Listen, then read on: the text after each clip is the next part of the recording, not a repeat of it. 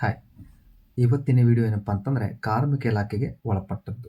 ಕಾರ್ಮಿಕ ಇಲಾಖೆಯಿಂದ construction workers ಕಟ್ಟಡ ಕಾರ್ಮಿಕರಿಗೆ ಇರುವಂಥ ಒಂದು ಯೋಜನೆ. ಕಟ್ಟಡ ಕಾರ್ಮಿಕರಿಂದ ಯಾರು ಬರ್ತಾರಪ್ಪ ಅಂತಂದರೆ ಒಂದು ಮನೆ ಕಟ್ಟಲಿಕ್ಕೆ ಏನೇನು ಬೇಕು ಅದಕ್ಕೆ ಮಾಡುವಂಥ ಯಾರ್ಯಾರು ಕೆಲಸ ಮಾಡ್ತಾರೆ ಒಂದು ಮನೆ ಕಟ್ಟಲಿಕ್ಕೆ, ಪ್ಲಂಬರು, ಎಲೆಕ್ಟ್ರಿಷಿಯನ್ನು, ಕಾರ್ಪೆಂಟ್ರು, ಆಮೇಲೆ ಗೌಂಡಿ, ಆಮೇಲೆ ಪೇಂಟರು, ನೆಕ್ಸ್ಟು ಫ್ಯಾಬ್ರಿಕೇಟರ್ಸು, ಇವ್ರು ಎಲ್ಲರೂ ಈ ಕೆಲಸವನ್ನು ಮಾಡಿದ ಮೇಲೆ ಒಂದು ಮನೆ ರೆಡಿ ಆಗುತ್ತೆ. ಈಗ ಬೇಕಾಗಿರುವಂಥ ಇವರೆಲ್ಲರಿಗೂ ಒಂದು ಕಾರ್ಡ್ ಕೊಡ್ತಾರೆ ಕಾರ್ಮಿಕರ ಇಲಾಖೆಯಿಂದ, ಲೇಬರ್ ಕಾರ್ಡ್ ಅಂತ ಹೇಳಿ ಕರೀತಾರೆ. ಆ ಲೇಬರ್ ಕಾರ್ಡ್ ಹೊತ್ತು ಯಾರು ಮಾಡಿಸ್ಕೊಂಡಿದ್ದಾರೆ ಇವರಿಗೆ ಒಳಗೊಂಡಂಥವ್ರು ಎಲ್ಲ ಕಾರ್ಮಿಕರು ಇವರು ಲೇಬರ್ ಕಾರ್ಡ್ ಮಾಡ್ಕೊಂಡಿರ್ಬೇಕು. ಈ ಲೇಬರ್ ಕಾರ್ಡ್ ಮಾಡ್ಕೊಂಡಿದ್ರೆ ಅವರು ಏನಾದರೂ ಮದುವೆ ಆಗಿಲ್ಲ ಅಂತಂದರೆ ಅವರಿಗೆ ಮದುವೆ ಸಹಾಯಧನ. ಸಪೋಸ್ ಅವರು ಮದುವೆ ಆಗಿದ್ದಾರೆ, ಅವ್ರ ಮಕ್ಕಳಿಗೆ ಮದುವೆ ಸಹಾಯಧನ. ಒಂದು ಮದುವೆಗೆ 60,000 ರೂಪಾಯಿ ಈ ಕಾರ್ಮಿಕ ಇಲಾಖೆ, ಕರ್ನಾಟಕ ಸರ್ಕಾರ ಕಾರ್ಮಿಕ ಇಲಾಖೆಯಿಂದ ಈ ಫಲಾನುಭವಿಗೆ 60,000 ರೂಪಾಯಿ ಕಾರ್ಮಿಕ ಇಲಾಖೆಯಿಂದ ಬರ್ತದೆ. ಸೊ ಒಬ್ಬ ಕಾರ್ಮಿಕ ಒಂದು ಲೇಬರ್ ಕಾರ್ಡ್ ಕೆಳಗಡೆ ಒಂದು ಇಬ್ಬರಿಗೆ ಮಾತ್ರ, ನೀವು 5 ಜನ ನಾಮಿನಿ ಹಾಕಿದ್ರು ಬರಲ್ಲ, ಇಬ್ಬರಿಗೆ ಮಾತ್ರ ಈ ಮದುವೆ ಸಹಾಯಧನ 60,000 ರೂಪಾಯಿ ನಿಮ್ಮ ಲೇಬರ್ ಡಿಪಾರ್ಟ್ಮೆಂಟ್ ನೀಡುತ್ತೆ. ಸೊ ಈ ಲೇಬರ್ ಡಿಪಾರ್ಟ್ಮೆಂಟ್ ನೀಡ್ತಾ ಇದೆ ಅಂತಂದರೆ ಇದಕ್ಕೆ ಏನು ಎಲಿಜಿಬಿಲಿಟಿ ಕಂಡೀಷನ್ಸ್ ಇದೆ, ಆಮೇಲೆ ಎಷ್ಟು ಬರುತ್ತೆ, ಏನೇನು ಡಾಕ್ಯುಮೆಂಟ್ಸ್ ಬೇಕು, ಯಾರೆಲ್ಲ ಇದಕ್ಕೆ ಅರ್ಹರು ಅಂತ ಹೇಳಿ ನಾನು ಕಂಪ್ಲೀಟಾಗಿ ವಿಡಿಯೋನ ತಿಳಿಸಿದ್ದೀನಿ. ಸೊ ಕೊನೆವರೆಗೂ ನೋಡಿ, ಲೈಕ್ ಆದರೆ ಲೈಕ್ ಮಾಡಿ, ಶೇರ್ ಮಾಡಿ ಹಾಗೂ ಸಬ್ಸ್ಕ್ರೈಬ್ ಮಾಡಿ. ಬನ್ನಿ ಹಾಗಾದರೆ ಈ ವಿಡಿಯೋ ಮುಖಾಂತರ ತಿಳಿಯೋಣ ಏನೇನು ಇದಕ್ಕೆ ಎಲಿಜಿಬಿಲಿಟಿ ಇದೆ. ಈಗಾಗಲೇ ಹೇಳಿದಾಗೆ ಕರ್ನಾಟಕ ಸರ್ಕಾರ ಕರ್ನಾಟಕ ಕಟ್ಟಡ ಮತ್ತು ಇತರೆ ನಿರ್ಮಾಣ ಕಾರ್ಮಿಕ ಕಲ್ಯಾಣ ಮಂಡಳಿ ಅಂದರೆ ಲೇಬರ್ ಡಿಪಾರ್ಟ್ಮೆಂಟ್, ಕರ್ನಾಟಕ ಸರ್ಕಾರ, government of Karnataka labour department, construction labour welfare department ವತಿಯಿಂದ ಹಲವಾರು ಸ್ಕೀಮ್ಗಳಿವೆ. ಇವತ್ತು ಹೇಳುವಂಥ ಸ್ಕೀಮ್ ಯಾವುದಪ್ಪ ಅಂತಂದರೆ ಕಾರ್ಮಿಕ ಕಾರ್ಡ್ ಅಂದರೆ ಲೇಬರ್ ಕಾರ್ಡ್ ಯಾರದೆ ಅವರ ಮಕ್ಕಳು ಯಾರಾದರೂ ಒಂದು ಇಬ್ಬರು ಮಕ್ಕಳು ಅಥವಾ ಅವ್ರದ್ದೇ ಆಗಿದ್ದರೆ ಒಂದು ಲೇಬರ್ ಕಾರ್ಡ್ಗೆ ಇಬ್ಬರು ಇದನ್ನು ಸಹಾಯಧನ ಪಡಿಬಹುದು. ಯಾವುದಪ್ಪ ಸಹಾಯಧನ ಅಂತಂದರೆ ಮದುವೆ ಸಹಾಯಧನ ಅಂದರೆ ಗೃಹಲಕ್ಷ್ಮಿ ಬಾಂಡ್ ಅಂತ ಈ ಸ್ಕೀಮ್ ಹೆಸರು. ಈ ಯೋಜನೆ ಹೆಸರು ಏನಪ್ಪ ಅಂತಂದರೆ ಮದುವೆ ಸಹಾಯಧನ. ಲೇಬರ್ ಕಾರ್ಡ್ ಯಾರ್ದಿದೆ ಅವರ ಮಕ್ಕಳಾಗಲಿ ಅಥವಾ ಅವ್ರದ್ದೇ ಮದುವೆ ಆಗಲಿ ಯಾರಾದರೂ ಇಬ್ಬರು ಮಾತ್ರ ಈ ಯೋಜನೆಯನ್ನು ಪಡೆಯಲಿಕ್ಕೆ ಸಾಧ್ಯ. ಈಗ ಈ ಯೋಜನೆ ಪಡೆಯಲಿಕ್ಕೆ ಮದುವೆ ಸಹಾಯಧನ ಇದಕ್ಕೆ ಹೆಸರು ಏನು ಕೊಡ್ತಾರಪ್ಪ ಅಂತಂದರೆ ಗೃಹಲಕ್ಷ್ಮಿ ಬಾಂಡ್.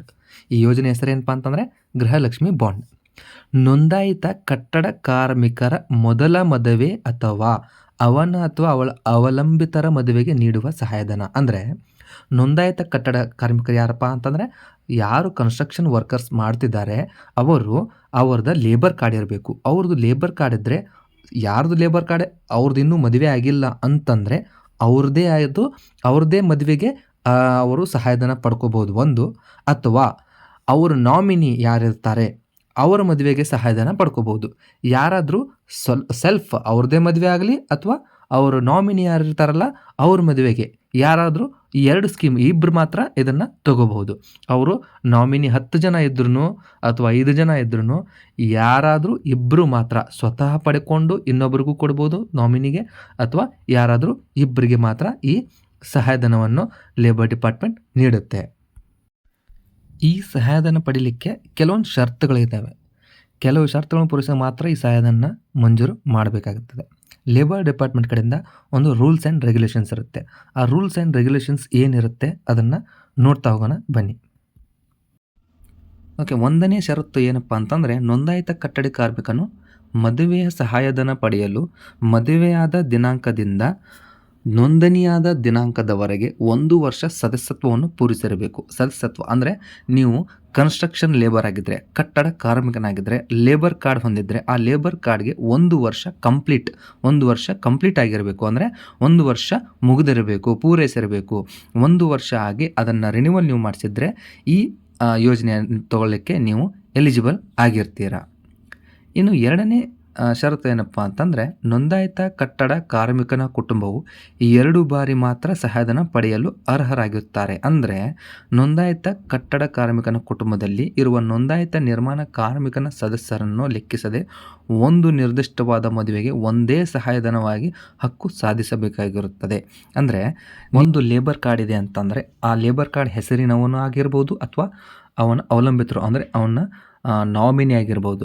ಯಾರಾದರೂ ಇಬ್ಬರು ಮಾತ್ರ ಒಂದು ಲೇಬರ್ ಕಾರ್ಡ್ ಮೇಲೆ ಈ ಯೋಜನೆಯನ್ನು ತೊಗೊಳಕ್ಕೆ ಸಾಧ್ಯ. ಆದರೆ ಒಬ್ಬರು ಲೇಬರ್ ಕಾರ್ಡ್ ಮೇಲೆ ಒಂದು ಮ್ಯಾರೇಜ್ ಆಗಿ ಅದನ್ನು ಡಿವೋರ್ಸ್ ಆಗಿ ಅಥವಾ ಏನಾದ್ರು ತೀರ್ಕೊಂಡಿದ್ರೆ ಮತ್ತೆ ಅವರೇ ಮ್ಯಾರೇಜ್ ಆಗಿ ಅದನ್ನೇ ಮತ್ತೆ ಈ ಸೌಲಭ್ಯನ ತೊಗೊಳಕ್ಕೆ ಆಗೋದಿಲ್ಲ. ನೆಕ್ಸ್ಟ್, ನೋಂದಾಯಿತ ಕಟ್ಟಡ ಕಾರ್ಮಿಕನ ಮಗ ಅಥವಾ ಮಗಳು ಮದುವೆ ಸಹಾಯಧನವನ್ನು ಪಡೆಯಲು ವಿವಾಹ ನಿಯಮದಡಿ ಸೂಚಿಸಿರುವ ವಯಸ್ಸನ್ನು ಹೊಂದಿರಬೇಕು. ಅಂದರೆ ಈಗ ಗೌರ್ಮೆಂಟ್ ಪ್ರಕಾರ ನೋಂದಾಯಿತ ಕಟ್ಟಡ ಕಾರ್ಮಿಕ ಯಾರು ಲೇಬರ್ ಕಾರ್ಡ್ ಹೊಂದಿರೋದಾರೆ ಅವರ ಮಕ್ಕಳ ಮದುವೆ ಮಾಡೋರಿದ್ದರೆ ಆ ಗಂಡು ಎಷ್ಟಿದೆ ಅಥವಾ ಹೆಣ್ಣು ಮಗಳಿಗೆ ಎಷ್ಟು ವಯಸ್ಸಾಗಿರಬೇಕು ಅನ್ನೋದು ನೋಡಿಕೊಂಡು ಆ ಕರೆಕ್ಟಾಗಿ ರೂಲ್ಸ್ ಆ್ಯಂಡ್ ರೆಗ್ಯುಲೇಷನ್ ಪ್ರಕಾರ ನಿಮ್ಮ ವಯಸ್ಸಿದ್ರೆ ಆ ವಯಸ್ಸಿಗೆ ತಕ್ಕಂತೆ ಅವರು ಮದುವೆ ನೀವು ಮಾಡಿದರೆ ಅವರು ಈ ಯೋಜನೆಯನ್ನು ತಗೊಳ್ಳಿಕ್ಕೆ ಎಲಿಜಿಬಲ್ ಆಗಿರ್ತಾರೆ.